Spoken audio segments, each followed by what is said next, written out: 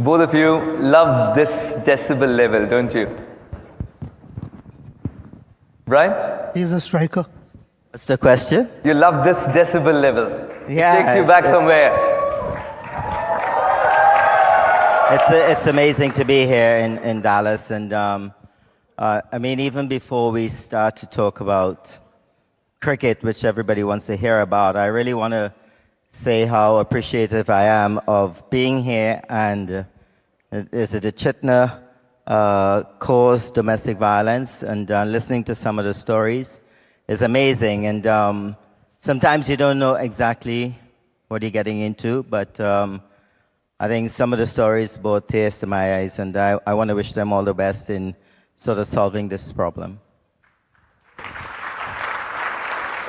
Really well said, and very warm welcome to Dallas. Very warm welcome to Dallas. Sachin sir. Great competitors on the field, and then friends. Sachin sir. Friends first and then competitors. There you go. No, honestly, I mean, I remember, I was only 17 and we were playing in Toronto. I was playing for World 11 against West Indies. And No. We were playing together against... No. This was in 1990. Okay. In Skydome. That's before the Pakistan game. Yeah, but I precisely remember my first meeting with Brian in the lobby. We were attending some event, and I bumped into Brian. And the following day, we played against each other. I scored some 30-odd runs, and so did Brian. But the competition on the field was a healthy competition. And off the field, something just clicked. And whenever we met each other, we spent more time with each other than, just number of colleagues where we just say hi, hello, and then get on with our work. But we ended up spending more time and got to know each other better and also admired each other. It was a healthy competition is what I would like to believe. Wow. 30 seconds into the show, there is a revelation already. Friends first, and then competitors, and now friends again. The circle is complete. Yeah, most definitely. Obviously, I'm a few years older than Sachin, about 3 or 4 years older than Sachin, and I remembered when he made his debut at 16. I would have been 19, making my debut around the same time, 19, 20 years old. And I just threw my mind back to when I was 16. And when I was 16, I could not hit the ball to the boundary. I used to use the pace of the ball, get it down to third man, get it down to fine leg. But this young man at the age of 16 was taking on the best bowlers in the world and thumping them. So from that day, it's not a competition. It's a sort of a respect that we have for each other that transcend everything else. I told you he's a good friend. Huh? I said, I told him, you're my good friend. Yeah, we're very good friends. I think that what we have done over the years, there's so much comparisons that every time we meet each other, we have a laugh about it, a smile about it. And Sachin will be playing on the other side of the world. I'll be playing in the West Indies. But I think that the common thread is the fact that India and the West Indies have a similarity. If you don't know that in the Caribbean, back in those days where the Africans came to the West Indies, and also we had indentured laborers from India. So the connection to the West Indies, or Trinidad and Tobago, Guyana, and India is very, very strong. Players like Sunil Gavaskar, Kapil Dev, they are household names in the Caribbean. And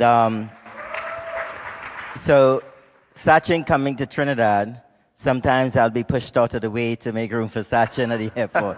So the love is there and the respect is there. Very accommodative game of ours, cricket, isn't it? When I see these two legends, they couldn't be different or more contrasting in terms of the styles, in terms of the approach of batting.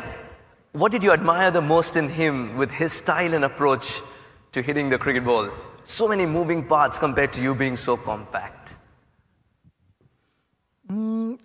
He was a Caribbean calypso. He carried that calypso on the field as well. Great footwork. Somewhere, guys asked me, I mean, what do you have to say about his footwork? I said, Michael Jackson came quite close to his footwork. I mean, he was simply unbelievable. And whereas my game was more of a Indian classical music, and Yes. but both kind of, when we played against each other, it kind of pushed us to bring out our best, because every time when India played the West Indies, it was Tendulkar versus Lara. Who's going to get more runs, or who's going to win a match for the team? Yes, Brian. I'll put it a little bit simpler. I was once asked, what I thought about Sachin's batting. And I simply said that if I had a son, I would want him to bat like Sachin Tendulkar.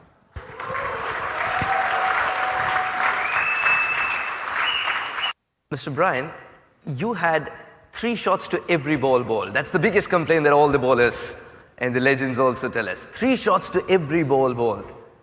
How do you develop that versatility? What's the psychology behind that versatility? Well, I think I was a player that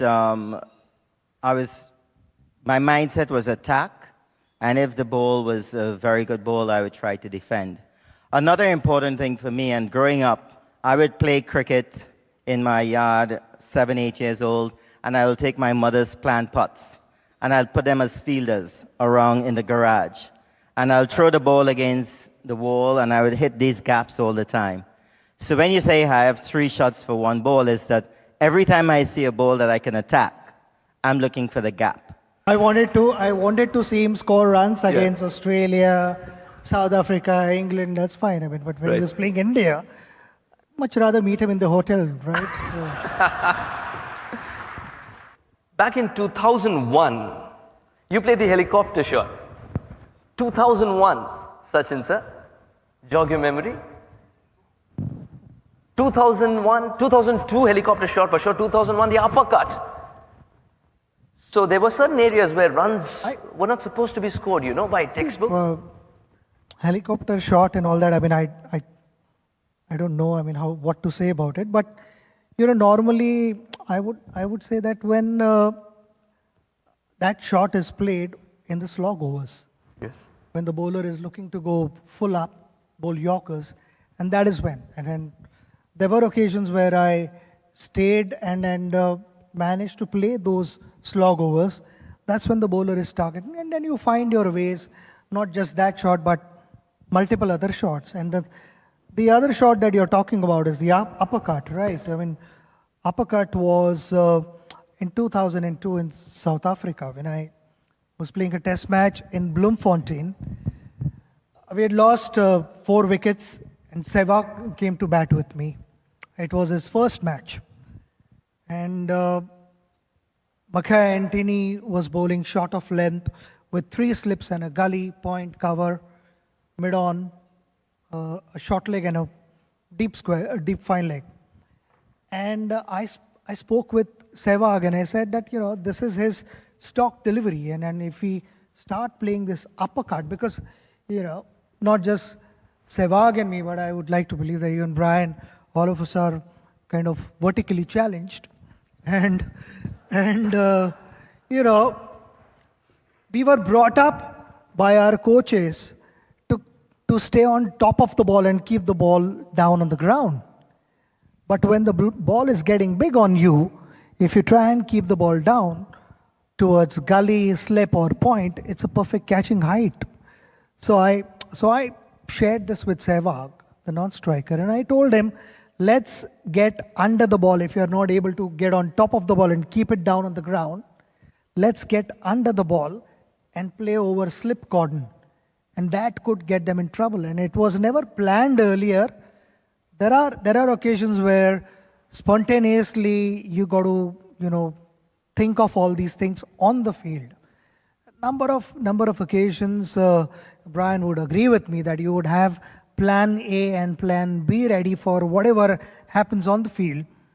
But there are occasions where, the opposition has caught you by surprise, and then you have to find a solution. And the solution was that we get under the ball and play over the slip cotton, which got them in trouble, and we were successful doing that. See, the formats have changed. They've become shorter and shorter. And now this is a format which is possibly the shortest format of NCL.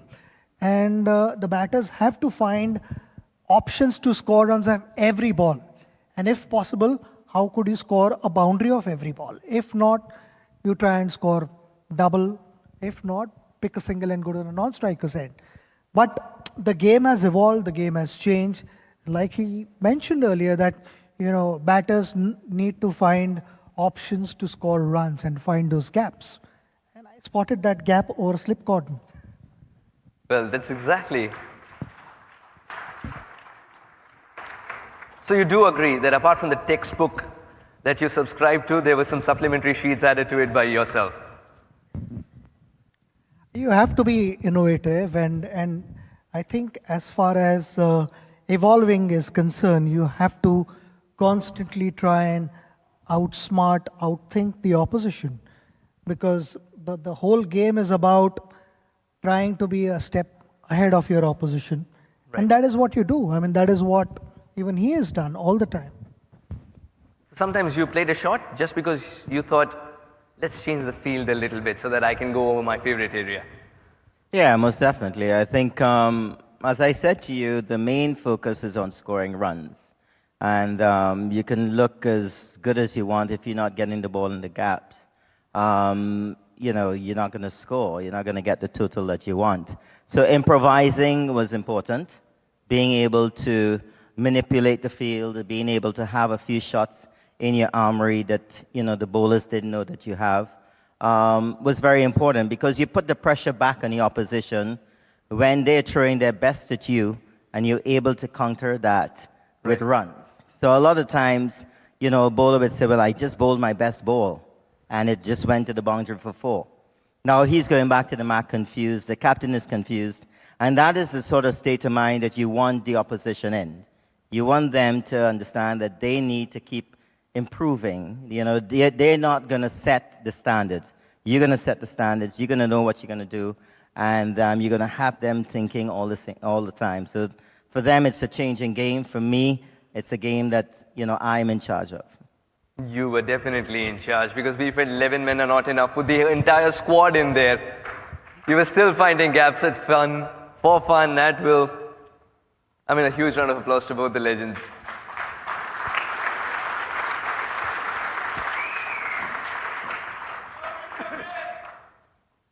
How do you read Murali?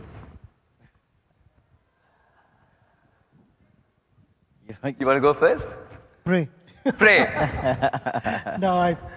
Firstly, when it comes to Murali, we both miss him here because of an emergency in his family. He couldn't make it, and he's asked me to apologize on his behalf. I hope the problems get sorted out very quickly. There was a medical emergency in his family. Murali was a world-class bowler, unbelievable. And the first time when I played Murali was way back in 1993. And in our dressing room, I remember everyone talking about this newcomer with a different kind of action, but you need to change your guard. You cannot stand on leg stump to him because he spins the ball that big. And if you leave the ball, which is like about 1.5 feet outside off stump, it's going to hit your leg stump. So you change your guard, stand on literally on middle off, and cover the line. And that was the first time any off spinner was spinning the ball as much. And over a period of time, not just a normal off spin, but he developed this dusra delivery, which spun and got a lot of bounce as well. And when I was discussing with him, he said that he had started working on that delivery 18 months ago. before he could actually use that in a test match. And the reason for that was, he said that, I mean, I'll just give you a one-liner in between, where today's generation want everything right now. So I believe you can either have it right or you can have it now. But there is no such thing as right now. And Murali is an example of that, because for 18 months, he kept working on that dusra in the nets, but never used that ball in a proper international game. Only for the very fact that in trying to overdo things in the nets, he may lose his main weapon. That is normal off spin. He didn't want to lose that. So there was a fine balance between both. And when it comes to that balance, each time he went out to practice in the nets, it was with purpose. And when it came to bowling that dusra delivery, the percentage kept going higher and higher. And I mean, it's for all of us to see what he's been able to achieve in his career, and for Sri Lanka, a remarkable man and a great ambassador of cricket, and for Sri Lanka. And my friend would agree with that.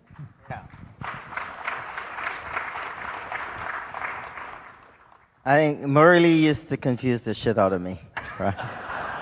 But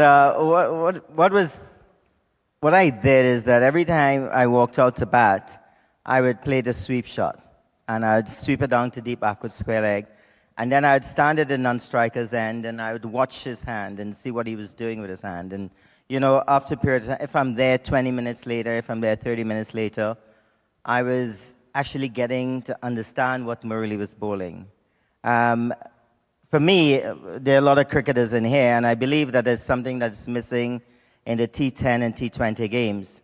I think a lot of the batters now don't look to see what is coming out of the bowler's hand, because it's so much pressure to score runs, so much pressure to look for the short ball or the half volley to smack it out of grounds. Guys like Sunil Narine and other mystery bowlers now confuse players, and you can see that it tells in their stats how good they are. With Murali, he was exceptional. The amount of wickets he took, 800 test wickets, that alone tells you how amazing a bowler he was.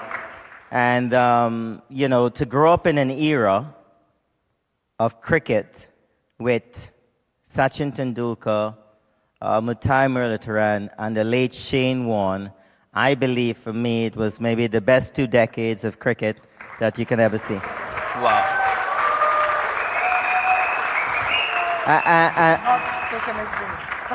And I can't leave out McGrath, Ambrose. Lara. You're living on one name. McGrath, Ambrose, and Wasim Akram. Okay. Yeah, great. In cricket, we hear the words, he's in good touch, he's in good nick.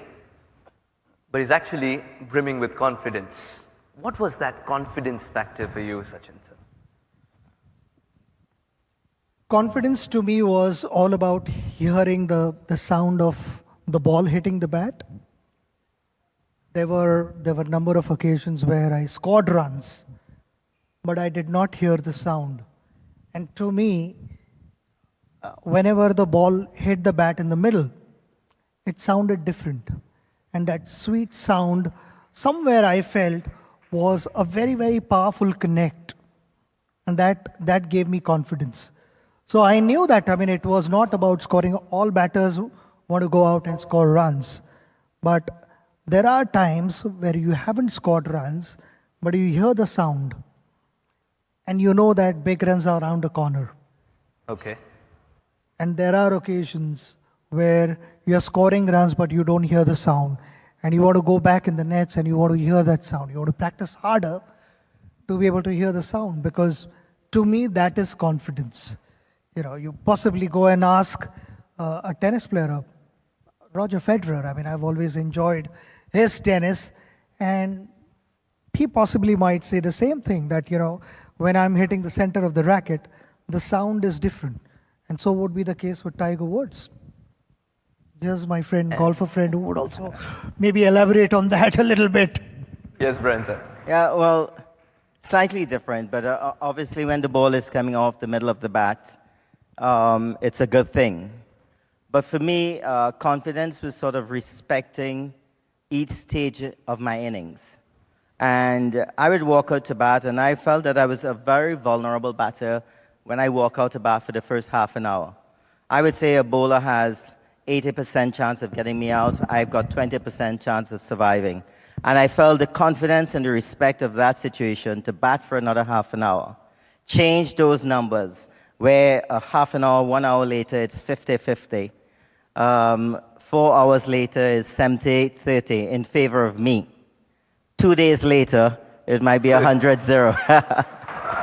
So for me, confidence was the ability to respect each stage of my innings, get out of it, and to take control of the game or the innings that I'm playing. And 3 days later, the opposition's praying for the rain gods to arrive.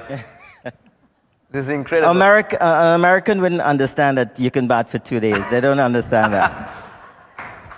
All right, yes, you could play for 5 days and still shake hands and say, thank you so much, nobody won. That happens in our sport. It can be timeless and yet equally beautiful. We both retired long time ago. For me, 12, and for him, maybe a little longer.